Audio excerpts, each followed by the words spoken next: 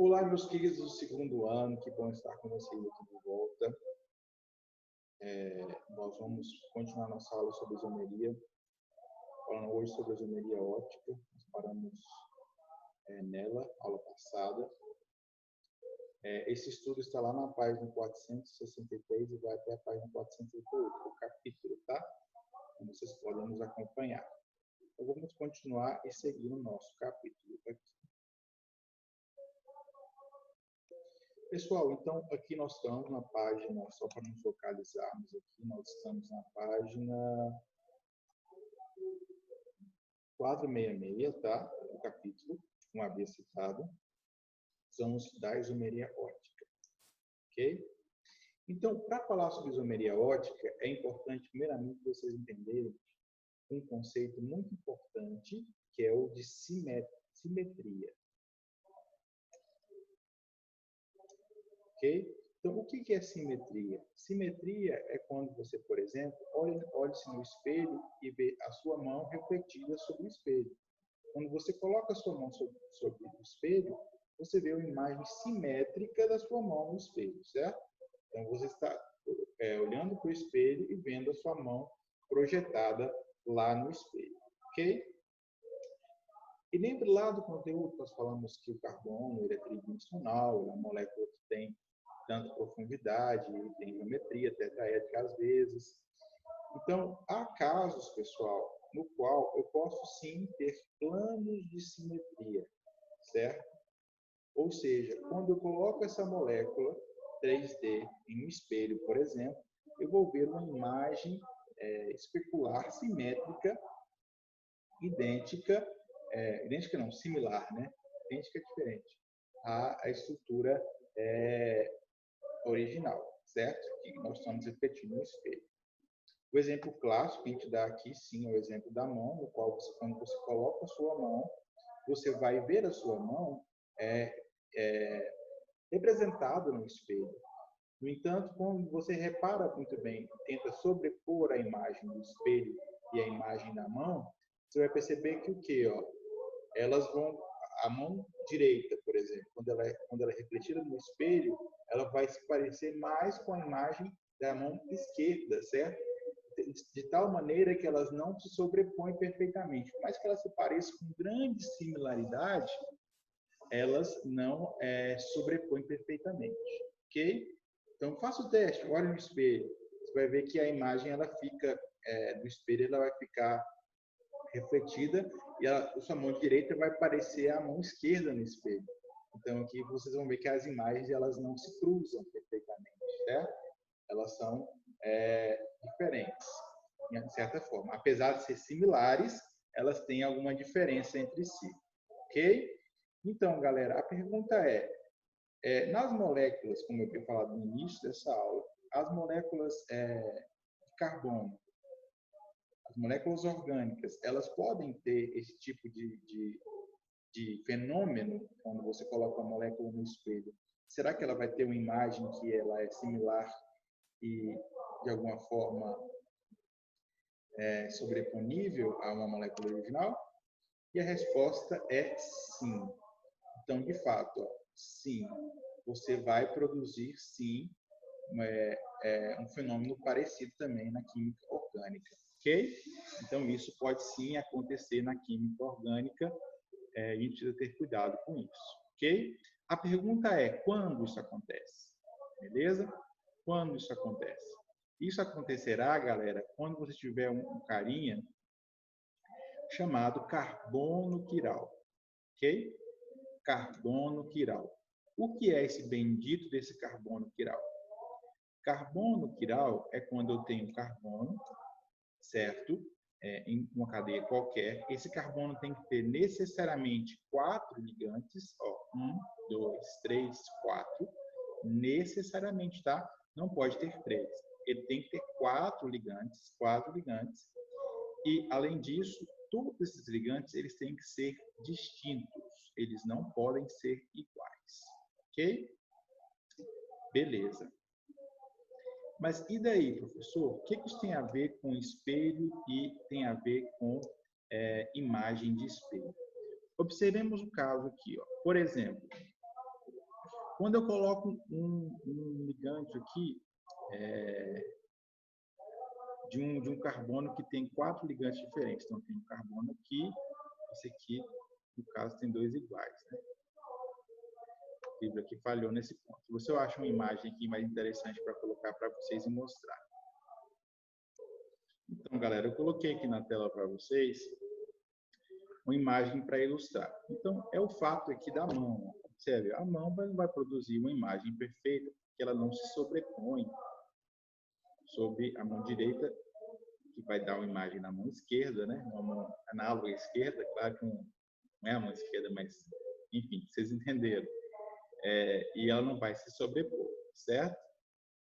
Então, e o que isso tem a ver com química orgânica? Por exemplo, eu tenho aqui esse carbono, ele tem os 4 ligantes diferentes. C, Cl, Br, flúor e hidrogênio, certo? Quando eu coloco ele sobre um espelho, qual imagem será gerada? Então, aqui eu vou ter um Br, a imagem vai ter um Br, um Cl, o flúor vem para cá, o hidrogênio vem para cá. Agora, transpondo aqui, para ver esses carinhas lado a lado aqui, Passei essa para cá, puxei, coloquei ela lado a lado. Vamos comparar, Então, aqui eu vou ter um Br, um Cl, um Cl. Até aí tudo bem, tranquilo. Mas vamos observar aqui, Olha onde é que o flúor foi parar, O flúor está em posição diferente, ou seja, a molécula original e a sua imagem, ela não se sobrepõe, certo? Ela não vai se sobrepor. Não são sobreponíveis, porque aqui você não tem uma correspondência entre flúor e hidrogênio flúor, certo? Então, esse é o caso aqui, onde eu vou ter a mesma fórmula, certo? Então, eu tenho um cloro, um hidrogênio, um flúor, um bromo e um carbono. Um cloro, um hidrogênio, um flúor, um bromo e um carbono. Então, eu tenho a mesma fórmula. No entanto, as moléculas, quando são analisadas no espaço, elas não se sobrepõem, certo? Então, quando eu tiver um carbono quiral, eu vou ter um tipo de isomeria específica que nós iremos analisar neste capítulo, ok? Então, voltemos agora para o livro. Então, aqui, galera, nós percebemos que sim, nós podemos ter isomeria. Essa imagem não está muito boa para vocês visualizarem, mas a gente conseguiu ver naquela outra imagem que eu mostrei para vocês, ok? Pessoal, é importante citar aqui, galera, quando eu tenho uma imagem e sua correlata no espelho, certo? Ou quando eu tenho uma molécula e sua correlata de imagem, então eu tenho um par de enantiômeros, ok? Então, naquele caso que a gente estudou lá, mais uma vez eu vou mostrar para vocês aqui. Neste caso aqui, percebam que esta molécula é o enantiômero desta aqui, ok? Então, duas moléculas que são enantiômeros uma da outra, ok? Imagem especular do espelho, o especular vem do espelho, uma da outra, ok? Então, são enantiômeros. Galera, então, é importante saber que o aluno às vezes fica perguntando assim, professor, por exemplo, vamos analisar essa molécula aqui. Eu tenho um carbono aqui. Então, teoricamente, não deveria ser quiral, porque eu tenho carbono aqui, eu tenho carbono aqui. Então, carbono é igual a carbono. Mas vamos observar o que, galera? Que aqui, eu vou analisar o todo que está ligado. Aqui eu tenho COOH. Então, aqui quando eu falo de ligante, eu falo de tudo aqui que está ligado aqui. Entre aspas, radical. O radical ligado aqui, é diferente do radical ligado aqui. O ligante que está aqui é diferente do ligante que está aqui, certo? Então, eu analiso o todo, ok? Então, aqui eu tenho, sim, coloco um asterisco representando um carbono quiral, ok? Beleza? Pessoal, uma coisa importante de falar. Quando eu tenho um par de enantiômeros, como é que eu vou identificá-los? Então, um enantiômero vai receber a letrinha T em seu nome e o outro enantiômero vai receber a letrinha L em seu nome, ok? E é importante dizer que, apesar deles ter propriedades físicas muito semelhantes, as propriedades fisiológicas de reação, às vezes, podem ser diferentes, ok? Então, ó, propriedades físicas semelhantes, porém, tem propriedades tanto fisiológicas, aquelas, por exemplo, medicamento. Um tipo de isômero L, por exemplo, ele pode ser um veneno, enquanto o outro não tem nenhuma atividade. Então, é neutro e um é veneno. Ou, por exemplo, um é um remédio muito importante e o outro não produz efeito nenhum, certo? Então, ó, um isômero é muito bom e o outro não é bom, certo?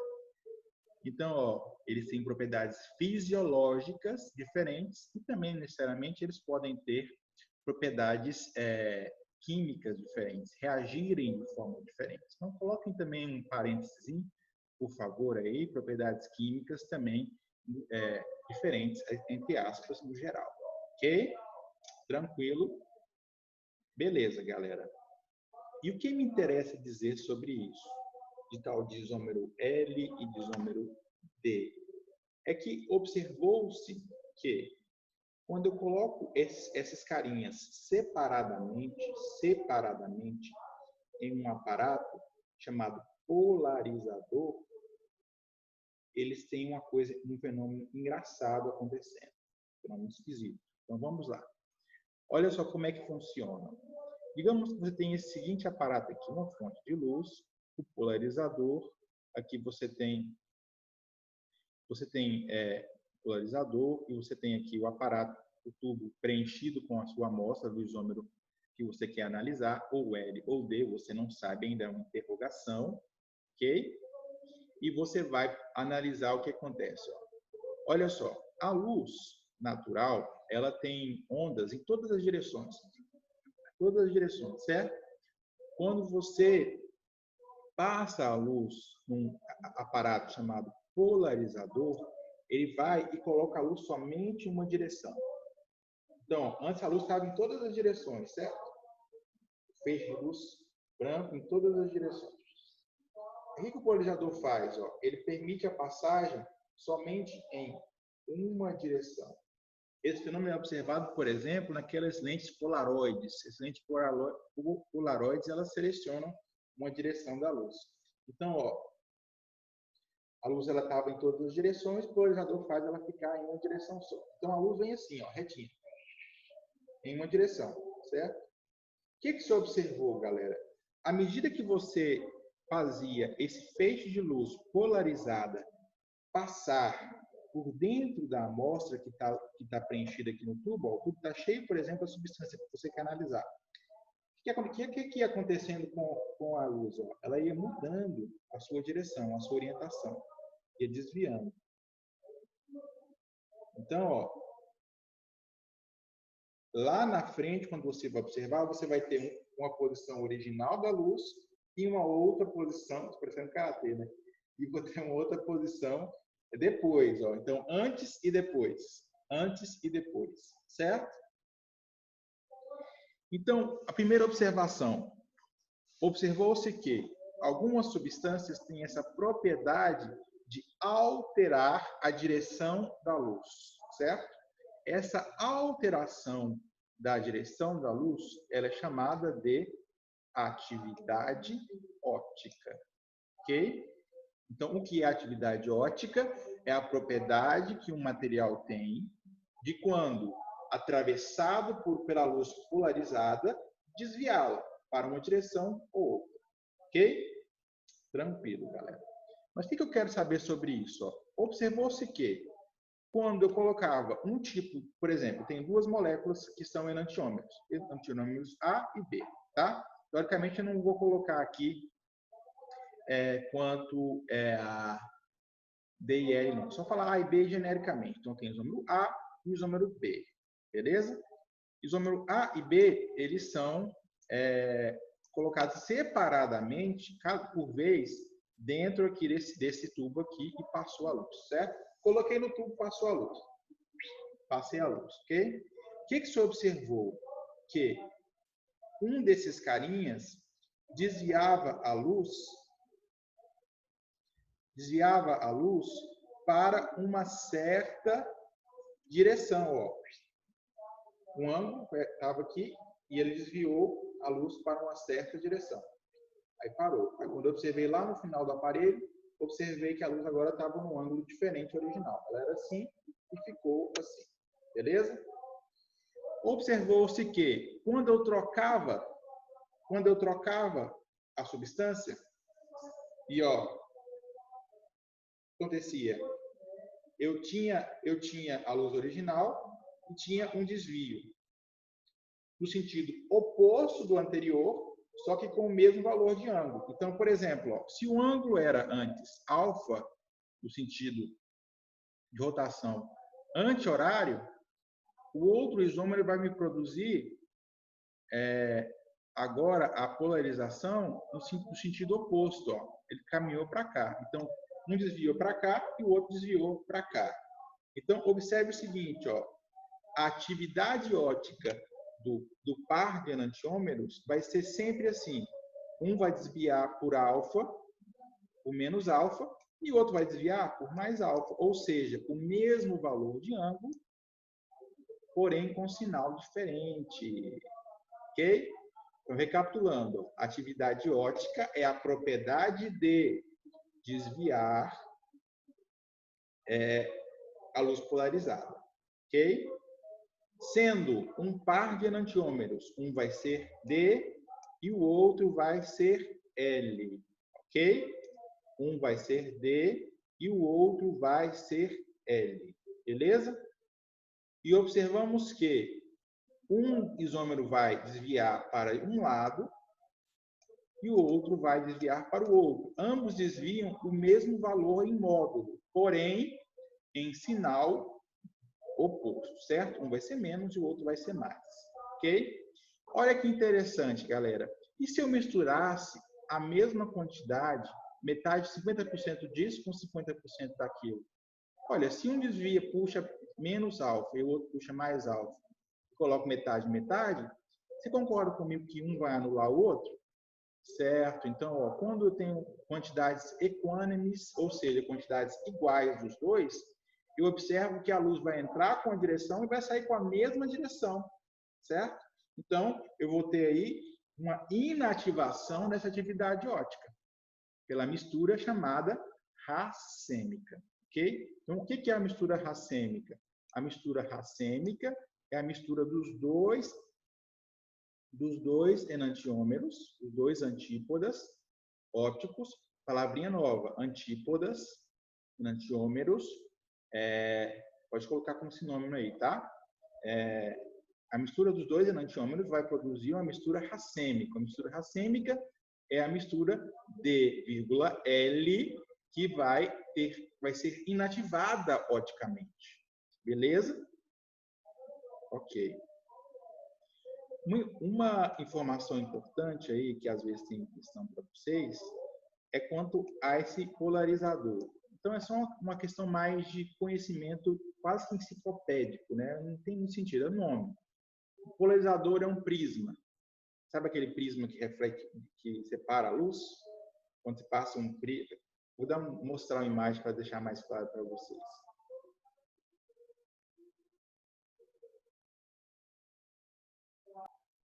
Então, a título de curiosidade, ó, um prisma aqui. O prisma ele tem uma propriedade óptica.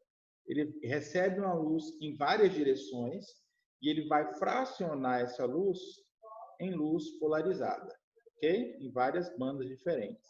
Isso é mais uma conversa de física lá, nos estudos ópticos, que não vem ao caso aqui. E eu falar sobre isso só iria mais confundir a cabecinha de vocês. Então, é entender o quê? Um polarizador é um prisma. E pelo fato de ser esse cientista Nicholl ter estudado isso, chamou prisma de Nicholl, ok? É interessante saber só isso. O polarizador serve para quê? Para polarizar a luz. Uma luz vinha em várias direções e o polarizador coloca ela em uma direção só, ok? Beleza, galera. Agora falando um pouquinho a respeito dessa denominação D e L, ok? D e L. Olha só, como é que agora eu vou pensar quanto como eu irei estabelecer qual do par vai ser, qual do par de isômeros vai ser o L e qual que vai ser o D, ok?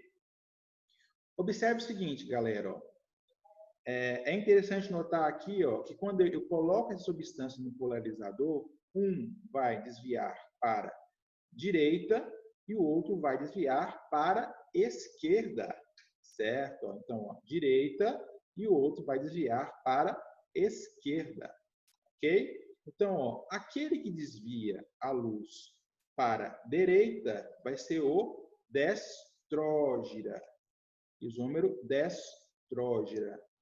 Lembra de mão, ó, destro, destro, direito, é isômero destrógero, ok? Destrogiro, o giro para a direita. E aqui, ó, para a esquerda, vai ser o levógira, o isômero levógira, ok? Atividade, o levógiro, para dar aí a concordância correta em gênero, né? Beleza, galera. Então, creio que aqui nós explicamos bem, com calma, direitinho para vocês, o que é cada isômero, certo? Pessoal,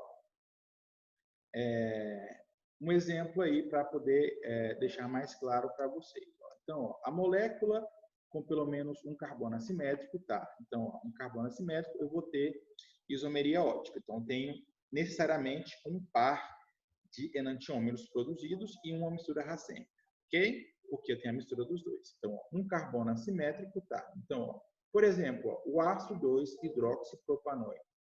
Então, o ácido lático é o nome usual dele aqui. Vamos analisar a molécula. O ácido 2-hidroxipropanoico é, olha, carbono, carbono, carbono. Vamos só pensar, ácido propanoico, ácido, então eu tenho que ter C dupla OH, certo? Propanoico, ó, prop, 1, 2, 3 carbonos. Ligação é AN e oico porque é ácido. E 2-hidroxi, então eu vou lá em 1, 2 e coloco um H. Agora, vou analisar se eu posso ter ou não isomeria. Vamos analisar? Ó. Aqui um exemplo. Ó. Eu coloco esse carbono aqui. Ele tem todos os ligantes diferentes? Esse lado é diferente, esse lado é diferente, esse lado é diferente, esse lado é diferente. Ok? Tranquilo? Ok, galera. Agora vamos pensar. Esse carinha tem carbono quiral. Tem carbono quiral porque tem todos os ligantes diferentes. Então, necessariamente, o que ele vai ter? Ele vai ter um isômero L e um isômero D. Ok? Agora, como que eu vou saber se eu tenho ou não o isômero L ou D? Aí é experimental, tá? O desvio, você tem que colocar naquele aparato e medir o ângulo. Quem vai para a direita e quem vai para a esquerda. Então, isso aí é um valor medido experimentalmente. Interessante notar aqui, galera, ó, sempre eu vou ter ó, ácido lático, montei a estrutura, certo? O carbono está no centro aqui e vou ter aqui nos vértices esses ligantes aqui. Colocando no espelho, um vai ser a imagem especular do outro, ok? Enantiômeros. Esse é enantiômero desse, imagem especular um do outro. Outro nome que eu posso usar, sinônimo, antípodas óticos. Antípodas óticos. Ok? Levando-se ao polarímetro dos isômeros, podemos obter as seguintes misturas com valores arbitrários. Ó. Quando eu tenho 80% do destrógeno e 20% do levógeno, a mistura vai mais para a direita. Pode. Então, ela fica uma mistura destrógena, porque ela vai, como eu tenho mais do destrógeno, vai desviar mais para a direita. Quando eu tenho 30% do destrógeno e 70% do levógeno, então, quem está ganhando a briga? Está ganhando a briga aquele que desvia para a esquerda, o levo. Então, ó, mistura levógeno. Quando eu tenho 50 e 50, eu vou ter o quê? Um anula o outro, porque metade puxa de um lado, metade puxa do outro. Então, vai ser o resultante vai ser zero. Ok, galera? Então, essa mistura aqui vai ser inativa. Então, esta é a mistura racêmica. Beleza?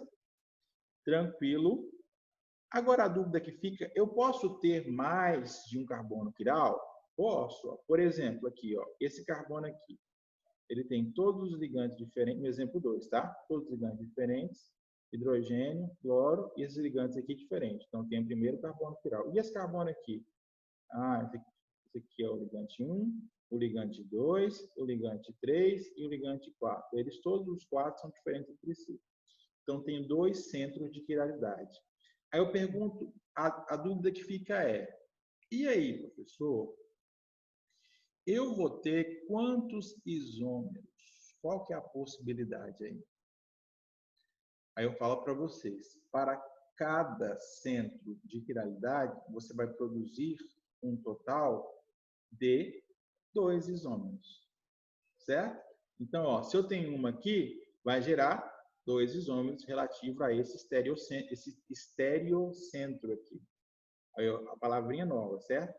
Então, esse carbono quiral vai refletir em um isômero, um estereoisômero. Tentando aqui só usar poucas palavras técnicas. Então, esse carinha aqui vai gerar um isômero. Vai produzir um efeito isomérico. Esse carinha, por sua vez, vai gerar mais outro isômero. Então, qual que vai ser o número total de possibilidades de isômeros gerados? Aí, um carinha de Van Hoff, ele foi lá e criou uma fórmula. Então, o que a fórmula de Van Hoff produz? Ó? Que o número de isômeros oticamente ativos vai ser igual a quê? A 2 elevado à quantidade de carbonos assimétricos. Eu não lembro que eu falei que cada um vai gerar 2? Então, vai ser 2 elevado a 2. Beleza? Então, a fórmula de Van Hoff serve exatamente para eu prever isso aí. É interessante notar que, olha só, quando eu tenho, nesse caso, 2, ó, vai ficar 2 elevado a 2 e vou ter 4 isômeros. Vou ter 2 Ds e 2 Ls. Beleza? Aí a pergunta é, e quanto aos racematos, ou seja, e quanto às misturas racêmicas? Será que elas vão existir aqui também? Sim, elas vão existir. E como é que eu vou encontrar a quantidade de possibilidades de racematos, de mistura de isso mais isso vai anular? Como é que eu vou encontrar isso? Aí eu faço a seguinte regra. Qual que é a regra? Eu pego a quantidade de isômeros que eu calculei aqui e divido por 2. Porque ele sempre vai ser o quê? Ó? Eu vou ter que combinar um D com um L para se anular, certo? 50% de um, 50% de outro. Então, aí eles vão se anular. Então, a quantidade de misturas racêmicas vai ser igual a L dividido por D. Beleza? Tranquilo? Então, galera, ó, eu tive aqui um exemplo das possibilidades aqui de misturas racêmicas da molécula aqui, ó. CHO, aí eu vou colocar aqui as possibilidades. Ó. A primeira possibilidade. Lembrando que, pessoal, ó, observe o seguinte, ó, nesse exemplo aqui, cada um desses isômeros vai ter o seu correlato enantiômero. Oi? Calma lá. Mais uma vez, não se desespere, vamos entender. Olha só, quando eu tenho um D, eu necessariamente vou ter o seu L correlato. Quando eu tenho um D, eu vou ter necessariamente o seu L correlato. Agora, vamos para um exemplo para deixar mais claro para vocês. Ó. Por exemplo, ó, tinha essa estrutura aqui, certo? Nananana.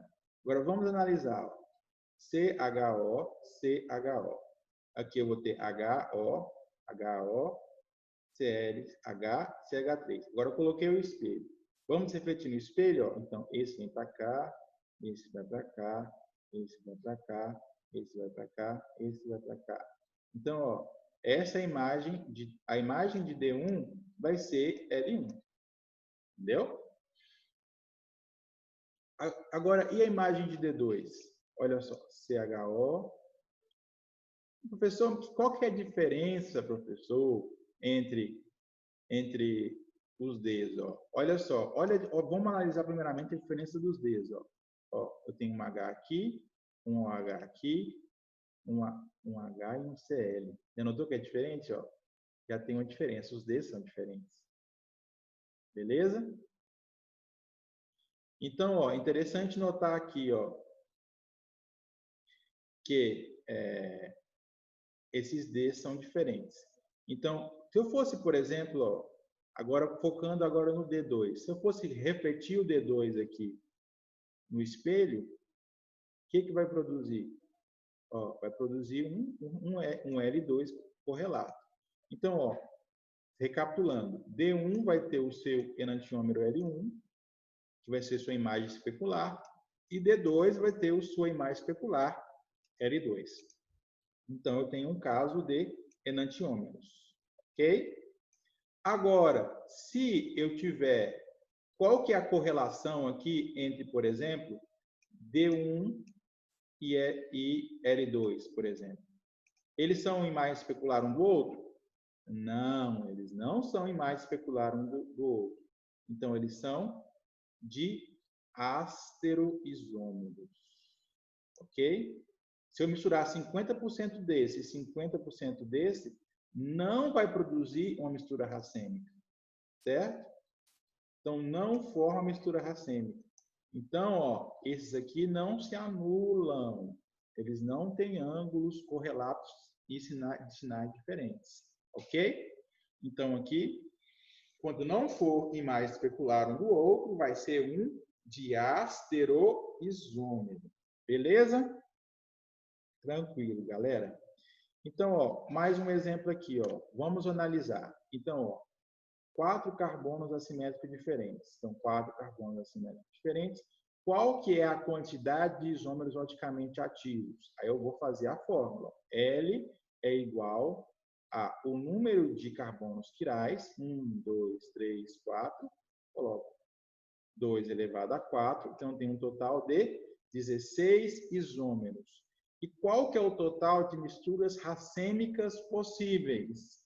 As misturas racêmicas vão ser os 16 isômeros dividido por 2. Lembre-se que sempre que eu precisar fazer uma mistura racêmica, eu vou precisar de um par, certo? De isômeros. Então, vou pegar o número total e dividir por 2. Ok? Um caso importante de se analisar, galera,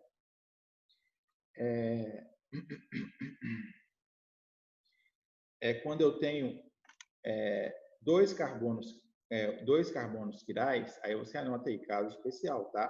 2 carbonos quirais e eles têm os mesmos ligantes. Vou explicar para torná-lo mais fácil. Ó. Por exemplo, esse carbono aqui, ele tem como ligante COH. Esse carbono aqui tem como ligante COHO. Esse carbono tem como ligante hidrogênio. Esse aqui também tem como hidrogênio. Esse tem como OH. Esse tem como OH. Certo? E, claro, eles são ligantes um do outro. Como assim? Ó? Esse carbono aqui tem como ligante essa tranqueira aqui. Ó, esse conectante aqui. Então, pause o vídeo, desenhe, circule para você visualizar. E esse carbono aqui tem como ligante esse carinha aqui. Então, os ligantes são exatamente os mesmos. Então, pensa comigo. Ó. Se eu tiver esse sistema, como é que será que eles vão desviar a luz como? Eles são exatamente iguais. Será que eles vão desviar pelo mesmo ângulo? Então a resposta é sim. Então, internamente, você vai ter a compensação dentro da molécula do desvio de luz. Certo? Aí você tem uma coisa chamada isômero meso. Certo? Isomeria meso. Não sei se ele fala aqui para vocês, tá? Esse é um caso mais avançado e é importante mais a nível de segunda etapa, de alguns vestibulares mais avançados, a gente tem que entender como é que isso acontece. Então, qual que é o caso? Ó? Quando eu tenho aqui 2 carbonos iguais, a fórmula de Van Hoff, aquela formulazinha que a gente aprendeu até agora, ela não vai se aplicar. Ok? Ela não se aplica. Então, eu vou ter o seguinte sistema. Eu vou ter sempre a possibilidade de que eu vou ter que analisar logicamente. Ó. Aí eu vou ter que combinar matematicamente. Eu vou ter, um vai desviar alfa e alfa, ou seja, D e D. Então, eu vou ter a amplificação mais 2 alfa. Professor, não entendi, eu vou com calma. Olha só, imagine que esse carbono aqui vai ter o desvio mais alfa positivo. E esse carbono aqui vai ter o desvio mais alfa positivo, hipoteticamente. Então, ó, quando eu somo os dois desvios da luz, eu vou ter uma resultante de mais 2 alfa, certo? Então, esse vai ser o isômero D. Agora, eu tenho aqui, ó, um desviando para menos e o outro desviando também para menos. Então, eu vou ter uma amplificação novamente. Só que agora vai ser, ó, menos com menos, vai dar 2 menos alfa. Esse vai ser o isômero L. Certo? Mas outra possibilidade é um desviar para mais e o outro desviar para menos. Aí eu vou ter um isômero inativo, uma inativação interna dentro da molécula, certo? Então, ela mesma está se inativando logicamente. E pode acontecer em outra possibilidade, de um desviar para menos e o outro para mais, certo? Então, antes era, por exemplo, esse A e B. A e B, escreva aí, A e B. A desviando para mais e B desviando para menos. Agora, outra possibilidade é A desviando para menos e B desviando para mais. Quando eu faço o resultante dessa possibilidade aqui da letra C, ó, eu percebo que um vai anular o outro internamente. Então, eu tenho um mesoisômero. Ok? Mesoisômero. Então, vamos contar a possibilidade. Ó. Então, quanto a isômero, eu tenho a possibilidade D, a possibilidade L. Eu tenho dois isômeros aqui que representam a mesma coisa, certo? Então, eu vou ter um isômero meso e vou ter também um racemato, né? Ou uma mistura racêmica que só vai servir quando eu tiver a mistura de D e L em 50% e 50%. Ok, galera? Pessoal, então a aula de hoje foi isso. Já fiz 3 aí. Deixa eu ver se eu tenho aqui uma possibilidade de fazer um exemplo aqui para vocês.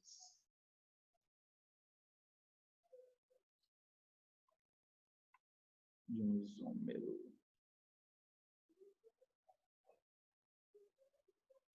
Vou fazer aqui, ó, letra 3. Quais os compostos a seguir possuem carbonos assimétricos? Ácido butanoico. Vou fazer um exemplo para deixar claro aqui. Um que tem. Letra B. Um que tem aqui, ó. Por exemplo, ó, vamos identificar quem é aqui os carbonos assimétricos. Ó. Carbonos assimétricos. Tá. Coloquei estrutura aqui, ácido de hidroxibutanoico. Montei a estrutura. Tá. Se você tem dificuldade em montar a estrutura, isso aí é fundamental. Tá? A gente está já um passo além que a análise de isômeros. Observem o seguinte, galera. Ó. Aqui eu tenho o quê? Esse carbono aqui tem 4 ligantes? 1, 2, 3, 4. Eles todos são diferentes? São diferentes entre si. Beleza. Então, possui pelo menos uma aqui. Vamos analisar o outro, que tem 4 ligantes? Tá. Ele está aqui. Esse é diferente desse, que é diferente desse, que é diferente desse aqui tudo. Então, de fato, ele tem 2 carbonos assimétricos. Beleza? Agora, eles são diferentes entre si? São. Ó. Por mais que eles possam parecer, ó, esse ligante aqui, ó, esse carbono, é diferente desse. Então, qual que é o total de isômeros que eu vou ter? Aí eu vou usar Van Hoff. Então, eu tenho 2 estereocentros, ou 2 carbonos quirais, 1, 2, olhar 2 elevado a 2, 4 possibilidades, certo? E quantas misturas racêmicas? Eu pego 4, combinados 2 a 2, então eu tenho total de 2 misturas racêmicas, eu faço aquela fórmula, do L dividido por 2, ok? Então, uma possibilidade aí.